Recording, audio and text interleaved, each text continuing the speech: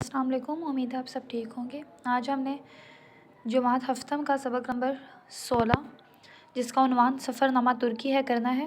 سوال نمبر اس کا 4 کرتے ہیں۔ پہلے ترکی میں ٹریفک کے نظام کے نظم و ضبط کی کیا وجوہات آپ کی سمجھ میں آتی ہیں؟ جواب: ترکی میں ٹریفک کے نظام کے نظم و ضبط کی وجہ وہاں کا حکومتی نظام ہے۔ اس کے علاوہ عوام بھی بتائے گئے اصول و ضوابط کا خیال رکھتی ہے۔ ترک عوام کا حکومت کے ساتھ تعاون اور رہن سہن کا طریقہ نظم و ضوابط کی اہم وجہ ہے۔ اگلا سوال ہے، سفر نامے میں مصنف نے ترکی کی کن جگہوں کو پاکستان کی کون سی جگہوں سے مشابہ قرار دیا ہے اور کیوں؟ اس سبق میں مصنف نے پیلرز پارک کو اسلام آباد کے شکر پڑیاں اور ترکی کے قدیم شہر انقرہ کو لاہور سے مشابہ قرار دیا ہے۔ اب اس کی وجوہات کیا ہیں؟ پیلرز پارک کو شکر پڑیاں سے مشابہ قرار دینے کی وجہ اس کی خوبصورتی اور سرسبز و شادابی ہے، جبکہ انقرہ کو لاہور سے ملانے کی وجہ اس کا نقشہ ہے۔ ترک عوام کا پاکستان اور پاکستانیوں سے محبت کا اندازہ کس بات سے لگایا جا سکتا ہے؟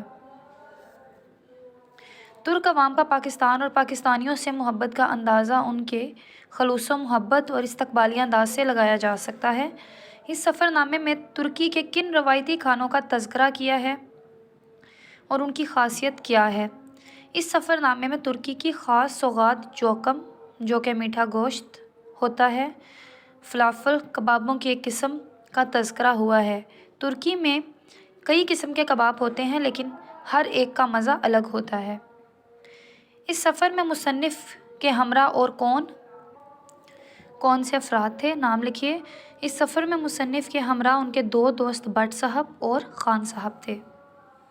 اس کے علاوہ اس سبق کے الفاظ جملے بھی ہیں۔ مندرجہ ذیل الفاظ و محاورات کو اپنے جملوں میں استعمال کیجیے۔ پہلا لفظ ہے معانقہ۔ میں اپنی دوستوں سے ملاقات کے وقت معانقہ کرتی ہوں۔ مصافحہ: عید کی نماز کے بعد سب لوگ ایک دوسرے سے مصافحہ اور معانقہ کرتے ہیں۔ دل خوش ہونا: گاؤں جانے سے ہمارا دل خوش ہو جاتا ہے۔ ایمان تازہ ہونا: دین کی محفل میں جانے سے ہمارا ایمان تازہ ہو جاتا ہے۔ فقرہ کسنا: علی کی دادی اس کی ہر بات پر فقرہ کستی رہتی ہیں۔